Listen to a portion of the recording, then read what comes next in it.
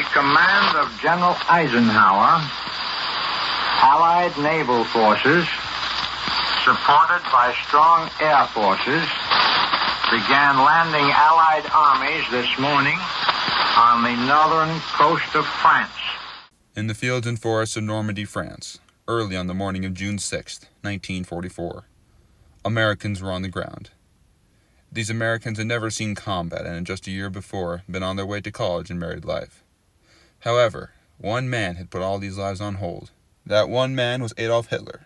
In 1939, he had begun a devastating war in Europe, and now these men were in Normandy to destroy the greatest evil the world had ever seen. On January 30th, 1933, Adolf Hitler was elected Chancellor of Germany. For a few years, Europe was relatively quiet, before in 1938, Germany annexed Austria in a move that became known as the Anschluss. Then, in March of 1939, Hitler's blitzkrieg overran Czechoslovakia. European leaders, including British Prime Minister Neville Chamberlain, attempted to avoid the inevitable war.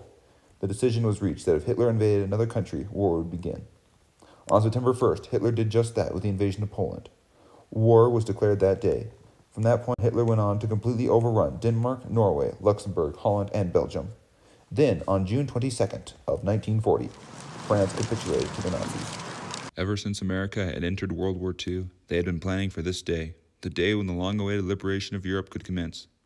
If they were successful today, then the path of victory would be opened. But if they failed, the Allies had put so much resources and men into this invasion that it could not be repeated. This was their one shot. Only a couple of hours beforehand, the men had been silently waiting at their air bases in Britain. Each man was required to sign up for a GI life insurance policy before the jump. The insurance was worth $10,000 and was to be given to the soldier's family in the likely event that he was killed in action. As they loaded onto their planes, soldiers were read the words of Dwight D. Eisenhower, Supreme Commander of the Allied Expeditionary Force in Europe.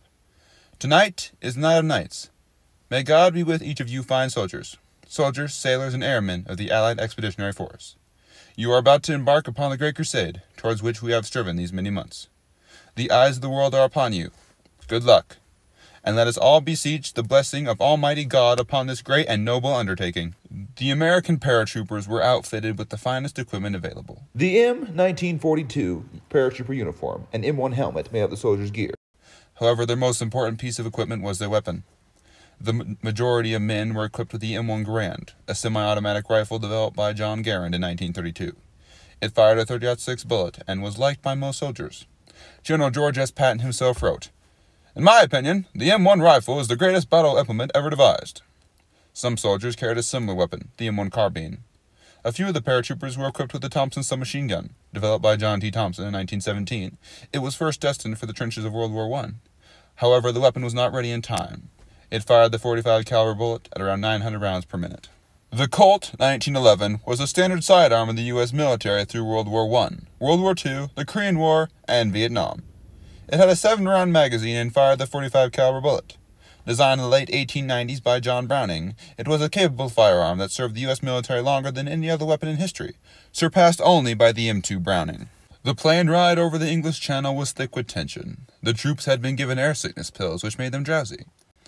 The ships flew in V formations of 9 planes.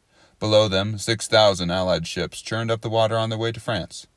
It was the largest seaborne invasion in history, and the paratroopers above felt a swell of pride to be a part of it. The airplane that they took was the Douglas C-47, also known as the Goonie Bird, because their appearance resembled that of an ocean bird. The craft was a twin-engine cargo plane that had been produced in 1942. It was the military version of the popular DC-3, first built in 1936. The plane had a top speed of 230 miles an hour and produced 1,200 horsepower. On this particular night, it would have carried around 28 nervous paratroopers. At 1 o'clock in the morning, the planes passed the island of Jersey, located near the coast of France. It was after that the passengers were aroused by a commanding shout from front of the plane. "Stand up and hook up!" The order came from the plane's crew chief. The phrase was a message to the troops to attach their static lines to an anchor cable stretched above them from one end of the plane to the other. Soon after, the C-47s encountered heavy flak and shelling. This forced them to drop their load of soldiers far from the designated drop zones. Major Dick Winter recalled the jump like this. "Within seconds, I was out the door, screaming, 'Bill Lee!' at the top of my lungs. The initial shock of traveling nearly 150 miles per hour tore my leg bag off, along with virtually every bit of equipment I was carrying." The situation was hardly better for the other paratroopers. The planes were traveling far too low and far too fast. As a result, many of the paratroopers lost vital equipment as they leapt into the first combat they had ever seen. There were over 13,000 American paratroopers.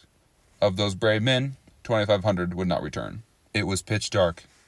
Scattered throughout the Normandy countryside, Americans were on the ground, outnumbered and outgunned. Dropped far from their drop zones, they faced a long night where orders had become a suggestion. Their only objectives were to survive and link up with their comrades. German soldiers were everywhere, manning machine gun posts or anti-aircraft batteries. It was so dark that the man next to you could be an American or a German. However, what could have been an absolute disaster was used by the Americans to their advantage. Since they were so scattered, their frequent shootouts confused the German high command into believing that there were far more paratroopers than there actually were. This hesitation allowed the Americans to link up and form strong attacks that could not be repelled. At long last, dawn came. On the French coast, German troops awoke and were greeted by the sight of the largest amphibious invasion fleet in human history. American troops landed at beaches Omaha and Utah. The Canadians took Juno Beach, and finally the British took Golden Sword. The worst of these, however, was by far Omaha Beach, where over 2,400 Americans died. At the same time on Utah Beach, Americans of the 4th Infantry were under heavy barrage from 4 105mm cannons set on a hill next to the French house, Bricourt Manor. The gun emplacement had to be destroyed if Utah Beach was to be taken. The task fell to Major Dick Winters of the 506th Para-Infantry Regiment of the 101st Airborne. The Americans were badly outnumbered against the German gun crew, but came out on top after a deadly 3-hour struggle.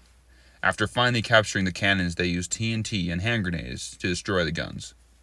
The tactics the Americans used are so good that the event is still taught at West Point today. The mighty German army that had previously steamrolled through countries in a matter of days was totally unprepared for this invasion. Between 4,000 and 9,000 Germans were missing, wounded, or killed. However, some of the Axis forces killed were really Czech conscripts, forced to fight for Germany. All the blood, sweat, and tears on D-Day were well spent. The operation was a success, one of the most important in history. The battle changed the war and the world. Until that day, the mighty German army had been nearly unbeatable. But now, with a foothold in Europe, the Allies were able to push forward, liberating Paris and eventually conquering Germany. However, if the Allies had lost the battle, then they would have had no choice than to initiate an even more destructive bombing campaign. Paris would have been leveled, along with half of Europe. The atomic bomb would have had to have been dropped on Berlin, and the continent would be unrecognizable. The fact that you can still visit the great sites of Europe is due completely to the success of D-Day and the men who fought and died there.